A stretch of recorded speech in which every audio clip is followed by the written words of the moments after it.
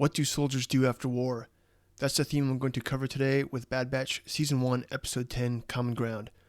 Overall, I thought this episode was great, but not the best. However, watching the guys tackle the subject of what happens to soldiers after war felt familiar to me, and seeing Omega tackle a situation entirely on her own was satisfying. I really like how this series is moving, and it makes me look forward to watching every episode. As with all the episodes so far, I'll also rehash the question, what is Clone Force 99's overall mission? I'm Nate, and this is my YouTube channel. If you like the content in today's video, make sure to hit the like button or leave a comment to let me know your thoughts. Episode 10 of Bad Batch Season 1 aired on July 2nd, 2021 on Disney+. In this episode, Bad Batch heads to Raxus to rescue Senator Singh, a former separatist and enemy of the Republic during the Clone Wars. Out of fear for Omega's safety on the mission, Hunter leaves her behind with Sid, where she puts herself to good use. The episode is directed by Saul Ruiz, who's directed 4 episodes of Bad Batch now, and the script was written by Gursimran Sandhu, who's written 2 of the episodes of Bad Batch so far. The episode starts off on the planet Raxus, as Captain Bragg, the Imperial representative responsible for establishing order, makes a speech to the people detailing the reasons for the Imperial lockdowns. The lockdowns are needed, she says, to protect the people. This is something we are seeing a lot of in Western society today. One of the ways that a totalitarian state asserts control is to curb the will of the people and their basic rights in the name of public safety. But we know that this never pans out and only results in unjust murder, slavery, and corruption. Senator Singh contemplates his role in the new empire as he is called upon to quell the distrust in the new government. He can't comply and is thereby arrested, a clear sign of this new totalitarian government. His protocol droid, GS-8, flees as the Empire moves its troops in to lock the city down. GS-8 makes a call to an unknown connection for help, but we know she is obviously calling Sid.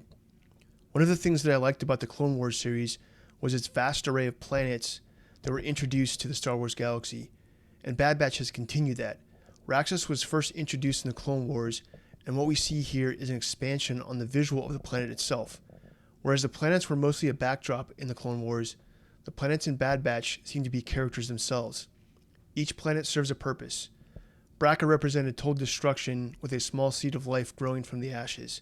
Pandora represented a broken and dangerous world that felt like Coruscant with all the treachery but none of the politics. Raxus reminds me of an epic kingdom from The Lord of the Rings or Game of Thrones. We get the sense that it represents the coming devolution of a once thriving galaxy. Its buildings are majestic and kingly. Its forest is colorful and sprawling, yet the leaves are turning orange as if to say, winter is coming. On Ord Mantell, Bad Batch returns from another mission, clearly marked by the presence of the Mantell mix being gobbled down by Omega and Wrecker. The question of what they're going to do next comes up, and Hunter makes a case for staying low because of the bounty hunters that are on Omega's trail. Inside Sid's establishment, Sid has a new mission: rescue Singh from his confinement. Tech and Hunter don't like the idea of going to Raxus, though. They were separatists during the war. Sid reminds the guys they still owe money. In this episode, we again tackle the theme of how soldiers struggle with adjusting to life after war. This time, however, it is much more on display. Life is not so clear-cut. Enemies can become friends, and friends can become enemies. New enemies and new friends can develop in places a soldier never considered. Basic life needs like food and sustenance aren't readily available and provided as they once were.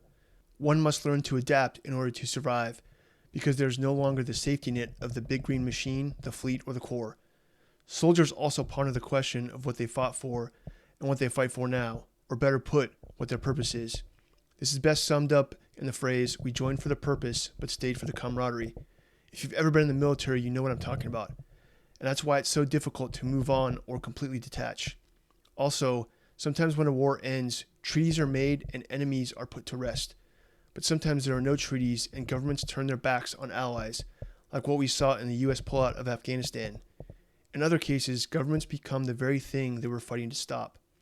For a soldier, this can be psychologically devastating, because it puts into question what he was fighting for in the first place, and why his brothers died on the battlefield. In our own history, the end of World War II provided Allied fighters with a mostly satisfying end, as did the Korean War to a certain extent. However, the Vietnam War did not get a satisfying end. There was no treaty, ceasefire, or settlement. It was a humiliating pullout. The The war in Iraq abandoned some allies and presented a power vacuum for ISIS to enter.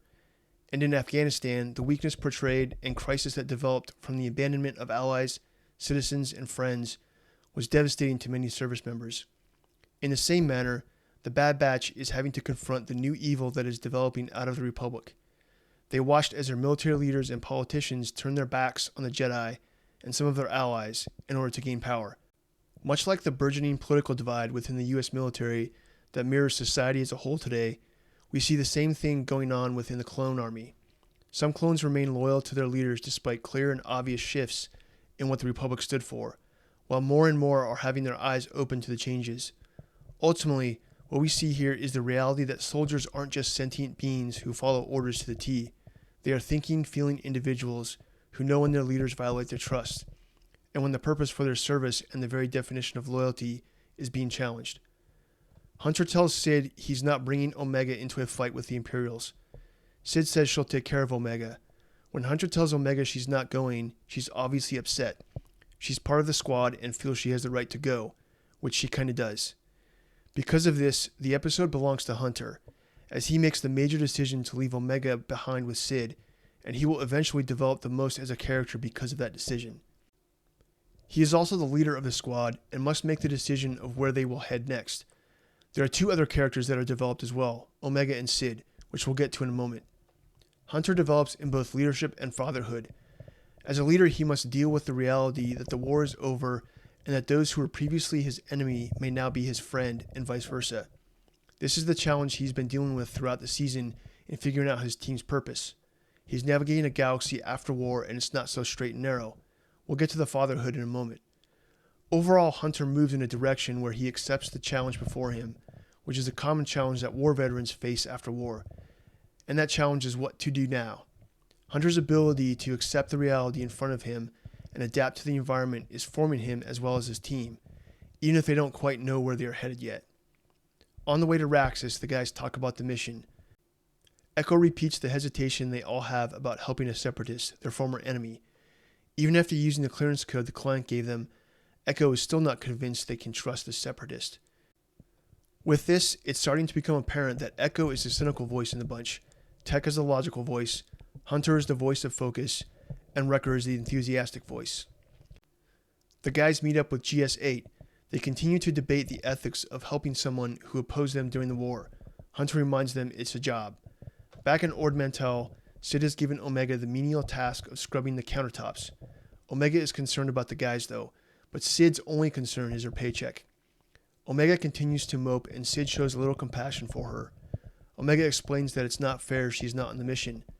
Sid tells her that life ain't fair, and if she doesn't like her situation, then do something about it, which is good advice, but Sid abruptly follows it up by telling Omega Bad Batch left her behind because she's helpless, which is kind of mean, but it's also a catalyst. On Raxus, the guys infiltrate Senator Singh's compound. Echo is highly skeptical. Hunter keeps him on track though.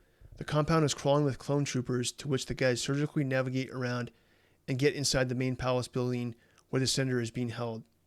Inside, the guys split up. As Tech and Hunter spot out the entrance to the confinement area, Hunter tells Tech and Omega to loop around while he takes on the guards. Tech reminds him that Omega is not on the mission. It's clear Hunter has gotten used to Omega being a part of their operations. Then GS-8 takes the initiative a la Leroy Jenkins and forces an assault on the guards at the door. Hunter takes the guards out with a stun grenade. This is where we see Hunter developing more as a father. He is confronted with the fact that he has grown to expect Omega to always be there with him. And when she's not there because he left her on Ord Mantell, he must reconsider how he views her. This leads him to his handling of the situation at the end of the episode when the guys return to Ord Mantell. Back at Sid's, Cliff and Norm take on Sid in a game of Dejarik, a chess-like game that was first introduced to the Star Wars universe in 1977. Omega, watching close by, warns Sid about a move she's about to make. Sid doesn't take the advice and loses a figure. She then enlists Omega to help her, to which Omega wins the game. Sid asks how she knew to make that move. Omega says it's a strategy game, and she's good at strategy. Sid offers Omega an opportunity to make some money playing the game, and Omega shows some grit by negotiating a 60% cut. Omega develops here because she starts to learn what she brings to the table. With this episode, she gets challenged in an environment where she's not trying to solve the same problem the guys are trying to solve. In the last episode, she was separated from the Bad Batch, but they were all working towards the same goal, to get her out. No one character owned every outcome in that episode. In this episode, though, we get to see Omega's grit when confronted with a problem solely her own. She inserts herself into the Jajarak game and shows that she has something to offer. Though Sid takes advantage of it for the moment, Omega still shows that she can hold her own. Back on Raxus, Captain Bragg brings an IT-0 interrogation droid in to interrogate Senator Singh. Like the Jarak, the IT-0 interrogation droid was also introduced to the Star Wars universe in 1977 when Darth Vader interrogates Princess Leia. Senator Singh tells Captain Bragg her tactics won't work on him, but she looks to challenge that assumption. The doors then burst open with a smoke grenade, and Hunter and Tech stun Captain Bragg, her clone troopers, and the interrogation droid. Having rescued Senator Singh, Tech discovers that their presence has been detected, and the troopers in the compound are on alert. They must find a way out. Taking the high ground, the guys ascend a tower to assess the situation and find a route out. They commandeer an AT-TE walker by zipping down to the vehicle and stunning the clone troopers manning it.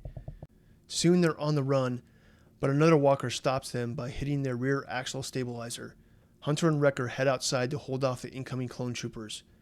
As walkers and troopers close in, Hunter and Wrecker take troopers out with their blasters set for stun. Tech and Echo fix their rear axle, and Senator Singh aids the guys by taking out some clone troopers who sneak up on Tech and Echo. With the walker fixed, the guys move out. At the advice of Senator Singh, Tech maneuvers the walker down a dead-end alley. Wrecker blasts a hole in the wall, and they all escape into an underground passageway with the walker concealing them.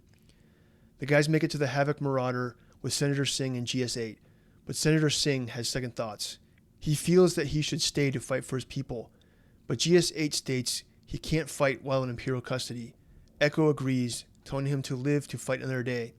Back on Ord Mantell, the guys notice a lot of commotion around Sid's establishment.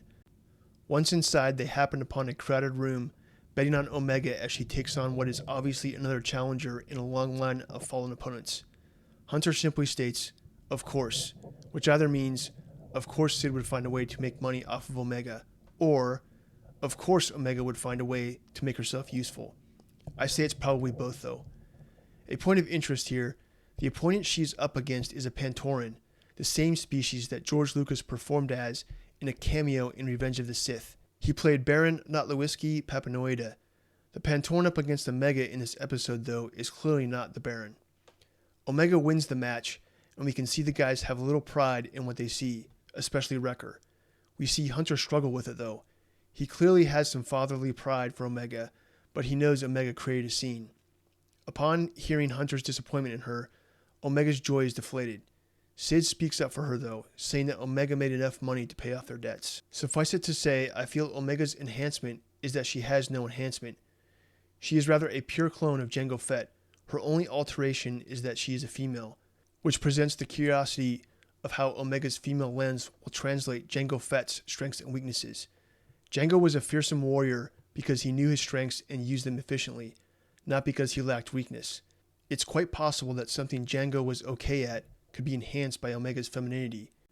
It's already clear that Omega is bringing life to the Bad Batch, an inherently feminine task. But how will her femininity nurture them in a manner consistent with the qualities Jango Fett brought to the table? This is one of the questions that makes this series interesting. Sid grows here as well, because she sees Omega, or rather another being, as having value other than money. At the end of the episode, Sid has developed a heart for Omega, and we see that she's developing a heart and trust for the Bad Batch as well. She also provides Omega with an example of female character. It may be a conflicted example that is part mother and part cruel master, but she does offer Omega some rather grandmotherly advice. As the guys leave Omega and Hunter to talk, we see Wrecker shoulder Hunter and give him a glare.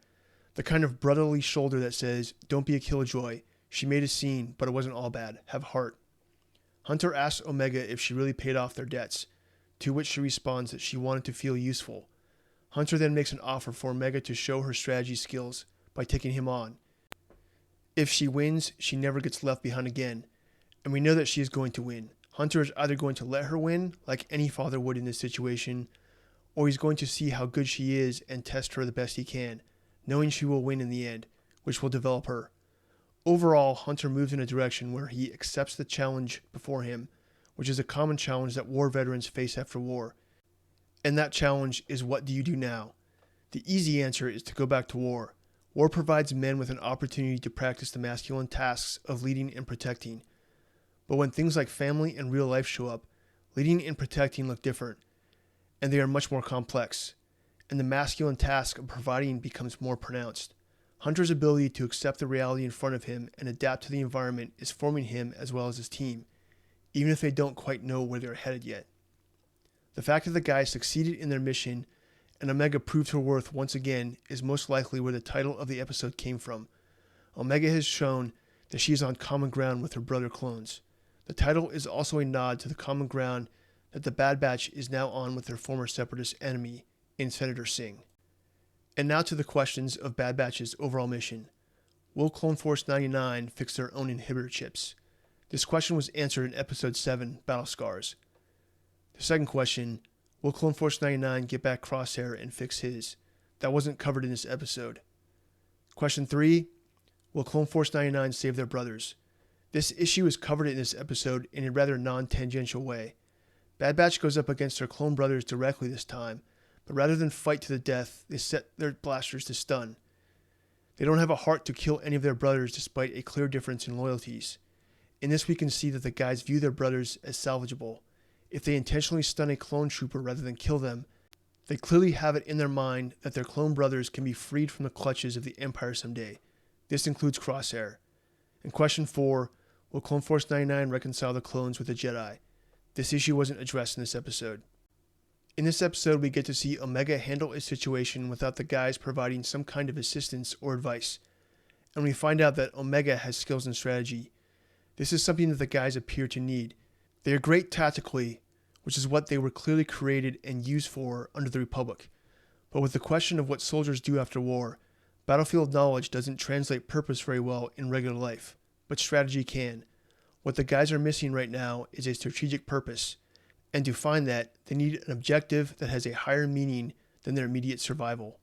I think this will eventually lead them to solve the problem of their brothers' inhibitor chips, and ultimately reconcile the clone army's relationship with the Jedi. I also think that Omega, as a girl, is a key part of this journey. Thanks for watching, and if you like the content in today's video, please hit the like button, leave a comment, share, or subscribe.